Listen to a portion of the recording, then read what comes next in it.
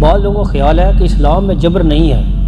لہٰذا کسی شخص کو نماز روزے کی ترغیب دلانے کی کوئی ضرورت نہیں۔ اس ضمن میں پھر یہ بھی ہوتا ہے کہ ماں باپ بھی اس کو اولاد کو نہ ڈانٹیں یا ڈانٹ سکتی ہیں، کیا اس کو کریں؟ ہاں جی دیکھیں نا جی، یہ بہت بڑا مسئلہ ہے، بڑی غلط انٹرپریٹیشن قرآن پاک کی ایک آیت کی کر دی ہے، خصوصاً ہماری این جی اوز نے اور جو پڑھے لکھے لبرلز ہیں اور پروفیسرز ہیں، انہوں نے ایک عجیب بات کری، اور دین کے معاملے میں کوئی جبر نہیں ہے جی۔ اور اس میں سمجھتا ہوں علماء کا بھی قصور ہے، جس طرح یہ یعنی آئے دن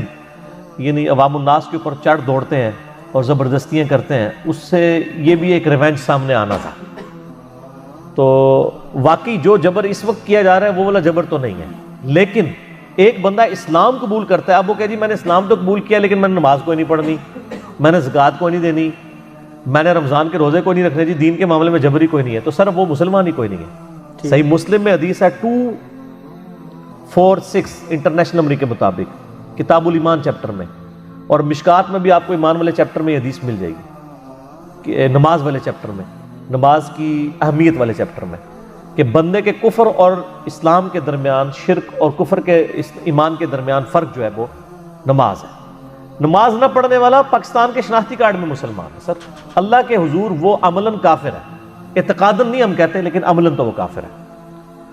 تو یہ کیسے ہو سکتا ہے کہ ایک بندہ کہ جی میں فوج میں بھرتی ہوں گا لیکن نہ میں فوجی بوٹ پہنوں گا نہ فوجی وردی پہنوں گا، تو کیا کہیں گے وہ؟ کہیں گے جا کے کار بہ پھر۔ ایک بندہ کہتا ہے میں مسلمان تو ہوں گا تو اسلام میں تو کوئی جبر نہیں ہے، نہ میں نے شراب نوشی چھوڑنی ہے، نہ میں نے نماز پڑھنی ہے، نہ میں نے جو ہے وہ روزے رکھنے ہیں، نہ میں نے حج کرنا ہے، تو سر وہ مسلمان کس بات کا؟ تو اس حوالے سے نہیں کہا گیا کہ دین کے معاملے میں جبر نہیں ہے، وہ آیت ہی کچھ اور ہے، اس آیت کو پڑھ لیتے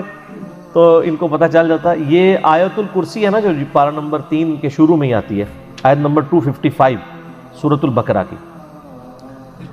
اس سے اگلی یہ آیت ہے، اعوذ باللہ من الشیطان الرجیم، بسم اللہ الرحمن الرحیم، لا اکراہ فی الدین، دین قبول کرنے کے معاملے میں کوئی جبر نہیں، یعنی آپ کسی کو گن پوائنٹ پہ کلمہ نہیں پڑھوا سکتے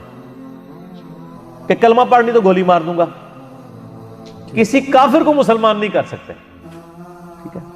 یہ بھی نہیں کہ کسی مسلمان کو گولی ماریں گے نماز پڑھ، نہیں، ترغیب دلائیں گے۔ اور اس میں بھی ابو داؤد میں حدیث ہے جب بچہ 7 سال کا ہو جائے نماز کی ترغیب دلاؤ، جب 10 سال کا ہو جائے تو مار کے۔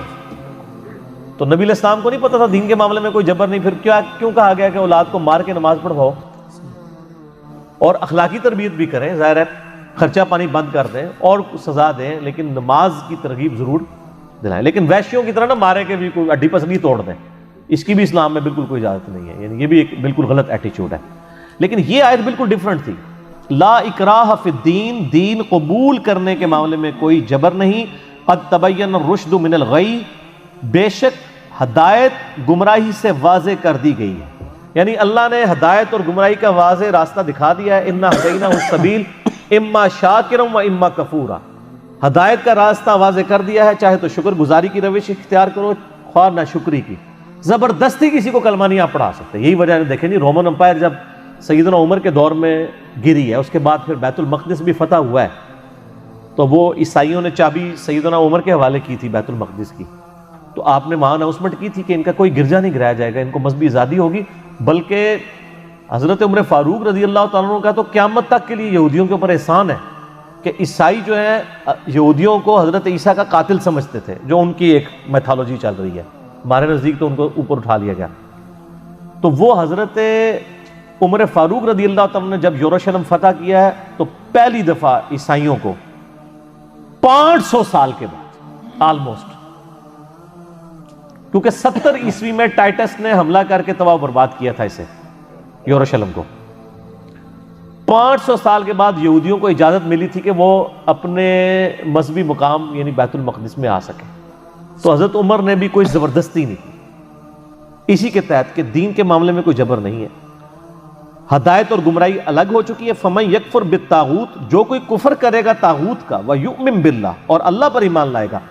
فَقَدِ اسْتَمْسَكَ بِالْعُرْوَةِ الْوُثْقَىٰ، تو اس نے ایک مضبوط کڑا پکڑ لیا، لَا انفصام لَهَا، جو کبھی ٹوٹنے کا ٹوٹنے کا نہیں ہے، وَاللَّهُ سَمِيعٌ عَلِيمٌ، اللہ تعالیٰ سننے والا اور علم والا ہے۔ اسے کہا جاتا ہے وہ مضبوط عروۃ الوثقیٰ، تو اللہ تعالیٰ ہمارا اسلام وہ مضبوط کڑا ہے جس نے اسلام قبول کر لیا اپنی مرضی سے، ہم نے ہدایت اور گمراہی واضح کر دی ہے، تو یہ مضبوط کنڈا ہے جو پکڑ لے گا۔ زبردستی نہیں.